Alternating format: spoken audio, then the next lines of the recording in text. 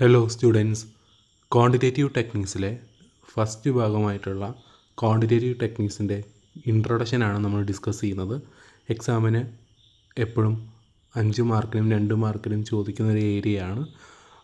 Just ഒന്ന് നോക്കി പോവുക.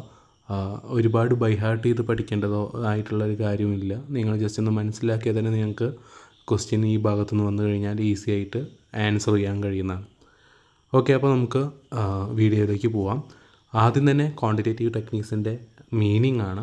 എപ്പോഴും 2 മാർക്കിന് കാണുന്നതാണ് ഡിഫൈൻ QT അല്ലെങ്കിൽ ക്വാണ്ടിറ്റേറ്റീവ് ടെക്നിക്ക് എന്ന് പറഞ്ഞിട്ട്. വളരെ സിമ്പിളാണ്. ഇവിടെ ലൈൻ ചെയ്തിട്ടുള്ള ഭാഗങ്ങളും മാർക്ക് ചെയ്ത ഭാഗങ്ങളും നോക്കുക. നിങ്ങൾക്ക് സിമ്പിളായിട്ട് മനസ്സിലാവുന്ന രീതിയിലാണ് ഞാനിവിടെ പ്രസൻറ്റ് ചെയ്യുന്നത്. ഓക്കെ, അപ്പോൾ ക്വാണ്ടിറ്റേറ്റീവ് ടെക്നിക്സ് എന്ന് പറഞ്ഞു കഴിഞ്ഞാൽ നമ്മൾ മുൻകൂട്ടി നിശ്ചയിച്ച ലക്ഷ്യങ്ങൾ നേടാൻ വേണ്ടി ഒരു ഡിസിഷൻ മേക്കർക്ക് സിസ്റ്റമാറ്റിക് ആൻഡ് പവർഫുള്ളായിട്ടുള്ള ഒരു ക്വാണ്ടിറ്റേറ്റീവ് അനാലിസിസ് ആണ് എന്തുദ്ദേശിക്കുന്നത്, ക്വാണ്ടിറ്റേറ്റീവ് ടെക്നിക്സ് എന്നതുകൊണ്ട് ഉദ്ദേശിക്കുന്നത്. ഓക്കെ, അപ്പോൾ മുൻകൂട്ടി നിശ്ചയിച്ച ലക്ഷ്യങ്ങൾ അച്ചീവ് ചെയ്യാൻ വേണ്ടിയിട്ട് വളരെ സിസ്റ്റമാറ്റിക് ആയിട്ടുള്ള പവർഫുള്ളായിട്ടുള്ള ഒരു അനാലിസിസ് പ്രൊവൈഡ് ചെയ്യുന്ന ഒരു ടെക്നിക്കാണ് എന്ത്, ക്വാണ്ടിറ്റേറ്റീവ് ടെക്നിക്ക് എന്ന് പറയുന്നത്. ഇനി ക്ലാസിഫിക്കേഷൻ ഓഫ് ക്വാണ്ടിറ്റേറ്റീവ് ടെക്നിക്സ് 3 തരത്തിലായിട്ടാണ് ക്ലാസിഫൈ ചെയ്തിട്ടുള്ളത്. മാത്തമെറ്റിക്കൽ ക്ലാസിഫിക്കേഷൻ, അതേപോലെ സ്റ്റാറ്റിസ്റ്റിക്കൽ ക്വാണ്ടിറ്റേറ്റീവ് ടെക്നിക്സ്, അതേപോലെ programming quantitative techniques. Okay, mathematical techniques എന്നതുകൊണ്ട് ഉദ്ദേശിക്കുന്നത് അവിടെ നമ്മൾ ക്വാണ്ടിറ്റേറ്റീവ് ഡാറ്റേനെ മാത്തമെറ്റിക്കലായിട്ടുള്ള പ്രിൻസിപ്പിൾസ് ഉപയോഗിച്ചും കൊണ്ടാണ് നമ്മൾ എന്ത് ചെയ്യുന്നത്, അവിടെ നമ്മൾ അനാലിസിസ് നടത്തുന്നത്. അത് ഏതെല്ലാമാണ് എന്നുള്ളതാണ് പിന്നെ കാണുന്നത്. ഒരു 5-6 എണ്ണം എന്ത് ചെയ്യുക, മനസ്സിലാക്കി വയ്ക്കുക. ഫസ്റ്റത്തെ പെർമ്യൂട്ടേഷൻ ആൻഡ് കോമ്പിനേഷൻ ആണ് പറയുന്നത്. പെർമ്യൂട്ടേഷൻ എന്ന് പറഞ്ഞു കഴിഞ്ഞാൽ നമുക്ക് അവൈലബിൾ ആയിട്ടുള്ള നമ്പേഴ്സിനെ ഏതെല്ലാം രീതിയിൽ അറേഞ്ച് ചെയ്യാം, അതിനെയാണ് എന്ത് പറയുന്നത്, പെർമ്യൂട്ടേഷൻ എന്ന് പറയുന്നത്. 2 മാർക്കിന് പ്രതീക്ഷിക്കാവുന്നതാണ്.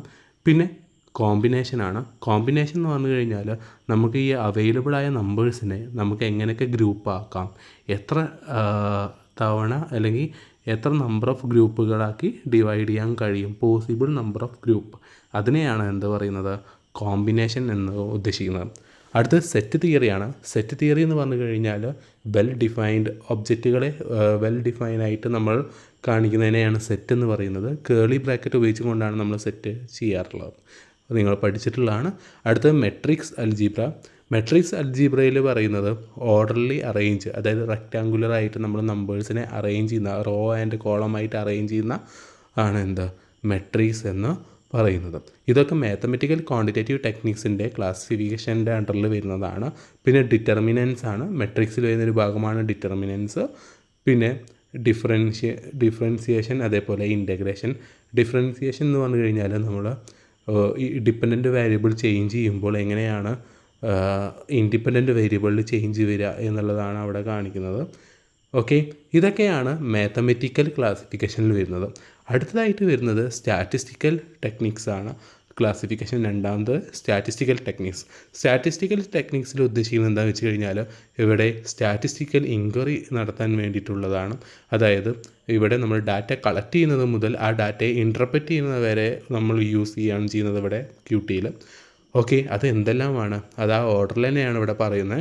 കളക്ഷൻ ഓഫ് ഡാറ്റ, അതായത് ഡാറ്റ കളക്ട് ചെയ്യാൻ വേണ്ടിയിട്ട് നമ്മൾ എന്ത് ചെയ്യുന്നുണ്ട്, ക്വാണ്ടിറ്റേറ്റീവ് ടെക്നിക്സ് യൂസ് ചെയ്യുന്നുണ്ട്. ക്ലാസിഫിക്കേഷൻ ആൻഡ് ടാബുലേഷൻ, പലതരത്തിലുള്ള ക്ലാസിഫിക്കേഷൻസ്, ടാബിളായിട്ട് നമ്മൾ ആ ഡാറ്റയെ നമ്മൾ സോർട്ട് ചെയ്യുന്നത് ഇതിലും വരുന്നുണ്ട്. Measures of central tendency, dispersion, skewness and kurtosis. Measures of central tendency നിങ്ങൾ ഓൾറെഡി പഠിച്ചിട്ടുള്ളതാണ് അല്ലേ, ഡിസ്പേഴ്സൺ ഒക്കെ.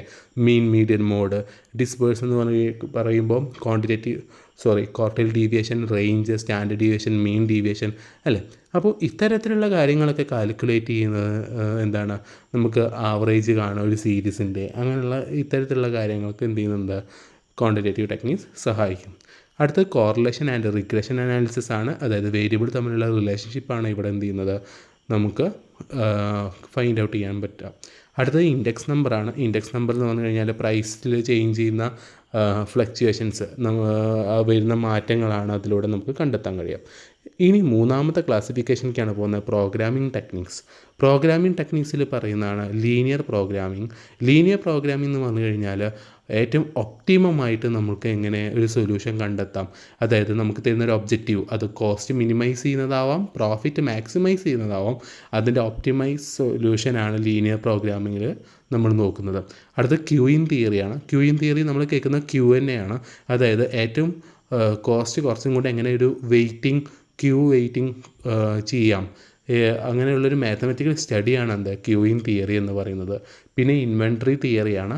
അതായത് അവിടെ സ്റ്റോക്കിൻ്റെ ഇൻവെൻട്രി ലെവൽ, റീഓർഡർ ലെവലൊക്കെ കാൽക്കുലേറ്റ് ചെയ്യുന്നതാണ് ഇൻവെൻട്രി തിയറി.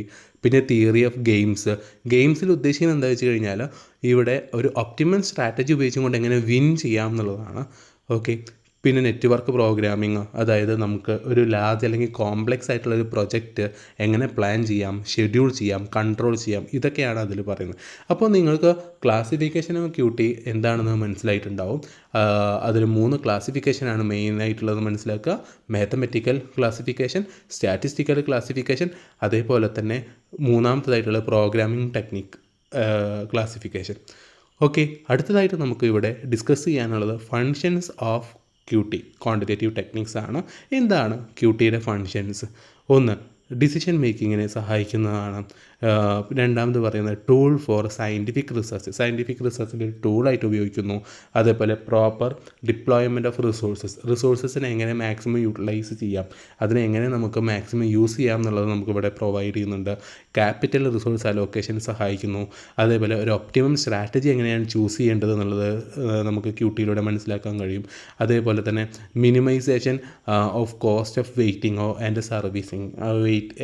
ഇപ്പോൾ ക്യൂയിങ് തിയറി പറഞ്ഞല്ലോ, അതാണ് ഇവിടെ ഫങ്ഷനായിട്ട് ഈ minimisation of cost of waiting എന്നതുകൊണ്ട് ഉദ്ദേശിക്കുന്നത്. ഓക്കെ. അടുത്തത് സ്കോപ്പ്.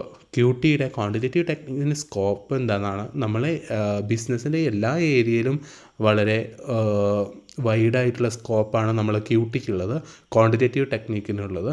ഫിനാൻസിലായിക്കോട്ടെ, പർച്ചേസിങ്ങിലായിക്കോട്ടെ, മാനുഫാക്ചറിങ്ങിലായിക്കോട്ടെ, മാർക്കറ്റിങ്ങിലായിക്കോട്ടെ, ഡിസ്ട്രിബ്യൂഷനിലായിക്കോട്ടെ, personnel management, research and development, socio economic problem, ഇതിലൊക്കെ എന്ത് ചെയ്യുന്നുണ്ട് ക്വാണ്ടിറ്റേറ്റീവ് ടെക്നിക്സിൻ്റെ ഒരു ഉപയോഗം, ഒരു യൂസ് അവിടെ വരുന്നുണ്ട്. അപ്പോൾ വൈഡ് സ്കോപ്പ് തന്നെയാണ്. നമ്മൾ ഈ പറയുന്ന ഓരോ ഏരിയാസിലും ഈ ഫിനാൻസിലിങ്ങിലാണെങ്കിൽ ക്യാഷ് ഫ്ലോ, പർച്ചേസിങ്ങിലാണെങ്കിൽ റീഓർഡർ ലെവൽ, സ്റ്റോക്ക് ലെവലുകൾ കാണാൻ, മാനുഫാക്ചറിങ്ങിലാണെങ്കിൽ പ്രൊഡക്റ്റ് ഷെഡ്യൂൾ ചെയ്യാൻ, അതേപോലെ റിസോഴ്സസ് അലോക്കേറ്റ് ചെയ്യാൻ. അപ്പോൾ ഓരോ ഏരിയാസിലും എന്താണോ അവിടെ പ്രധാനമായിട്ട് വരുന്ന ഫങ്ഷൻസ്, അതിൽ നമ്മൾക്ക് എന്ത് ചെയ്യുന്നുണ്ട് ക്വാണ്ടിറ്റേറ്റീവിൻ്റെ ഒരു ഹെൽപ്പോട് കൂടി നമുക്കതിലൊരു സൊല്യൂഷൻ അല്ലെങ്കിൽ അതിലൊരു ബെസ്റ്റ് ഡിസിഷൻ മേക്കിംഗ് ചെയ്യാൻ കഴിയും എന്നുള്ളതാണ്.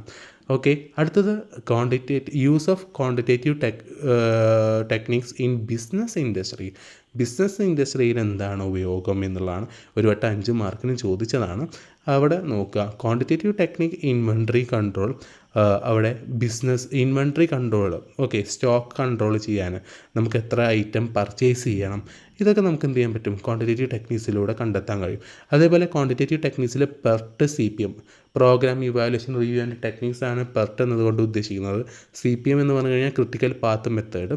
ഓക്കെ. ഇതൊക്കെ എന്താ ഉദ്ദേശിക്കുന്നത് വെച്ച് കഴിഞ്ഞാൽ നമുക്ക് ഏറ്റവും ഒരു ആക്ടിവിറ്റി അല്ലെങ്കിൽ ഒരു ഇവൻറ്റ് ഏറ്റവും കുറഞ്ഞ സമയം കൊണ്ട് എങ്ങനെ ചെയ്തു തീർക്കാൻ കഴിയും, അതിൽ പോസിബിൾ ആയിട്ടുള്ള വഴികൾ ഏതെല്ലാമാണ് എന്നുള്ളതാണ് ഇതിലൂടെ നമുക്ക് അറിയാൻ കഴിയും. അടുത്തത് ക്വാണ്ടിറ്റേറ്റീവ് ടെക്നിക്സ് ലീനിയർ പ്രോഗ്രാമിംഗ്, അതായത് ഒരു ഒപ്റ്റിമം അലോക്കേഷൻ, റിസോഴ്സ് എങ്ങനെ അലോക്കേറ്റ് ചെയ്യാം എന്നുള്ളതൊക്കെ നമുക്ക് അതിലൂടെ അറിയാൻ കഴിയും. പിന്നെ ഡിസിഷൻ ട്രീ ഉപയോഗിച്ചും കൊണ്ട് നമുക്ക് best possible course of actions, അതായത് ഏതെല്ലാം പോസിബിളായിട്ടുള്ള ആക്ഷൻസ് നമുക്ക് ഉണ്ട്, അതിൽ ഏതാണ് ചൂസ് ചെയ്യേണ്ടതെന്നൊക്കെ ഡിസിഷൻ ട്രീയിലൂടെ നമുക്ക് മനസ്സിലാക്കാൻ കഴിയും. ക്യൂയിങ് തിയറിയിലൂടെ നമുക്ക് എന്ത് ചെയ്യാൻ പറ്റും വെയിറ്റിംഗ് ആൻഡ് സർവീസിങ്ങിൻ്റെ കോസ്റ്റ് മിനിമൈസ് ചെയ്യാൻ കഴിയും.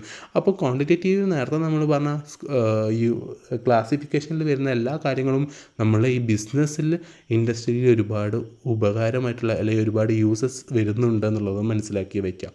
ഓക്കെ. ഇനി നമുക്ക് ഈ ഒരു ചാപ്റ്ററിൽ ലാസ്റ്റായിട്ട് നമുക്ക് ഡിസ്കസ് ചെയ്യാനുള്ള ലിമിറ്റേഷൻസ് ഓഫ് ക്വാണ്ടിറ്റേറ്റീവ് ടെക്നിക്സ്. എന്താണ് ക്വാണ്ടിറ്റേറ്റീവ് ടെക്നിക്സിൻ്റെ ലിമിറ്റേഷൻസ്? ഒന്നാമത് പറയുന്നത് quantitative techniques involve mathematical model, equation and similar other mathematical expression. അതായത് ഇതിലൊരുപാട് മാത്തമെറ്റിക്കലായിട്ടുള്ള മോഡലുകൾ, ഇക്വേഷൻസ് ഒക്കെയാണ് വരുന്നത്. അപ്പോൾ ഹൈലി സ്കില്ലഡായ ആൾക്കാർക്കാണ് ഇത് പ്രോപ്പറായിട്ട് അറിയുന്നവർക്കാണ് ഇതെന്ത് ചെയ്യാൻ പറ്റുള്ളൂ, ഇത് വെച്ചും കൊണ്ട് അനലൈസ് ചെയ്യാൻ കഴിയുള്ളൂ എന്നുള്ളതാണ്. അതേപോലെ തന്നെ തന്നെ ഇവിടെ മാത്തമെറ്റിക്കൽ ടൂൾസ് മാത്രമാണ് വരുന്നത് എന്നുള്ളതാണ് അവിടെ ഉദ്ദേശിക്കുന്നത്. അടുത്തത് quantitative techniques are very expensive.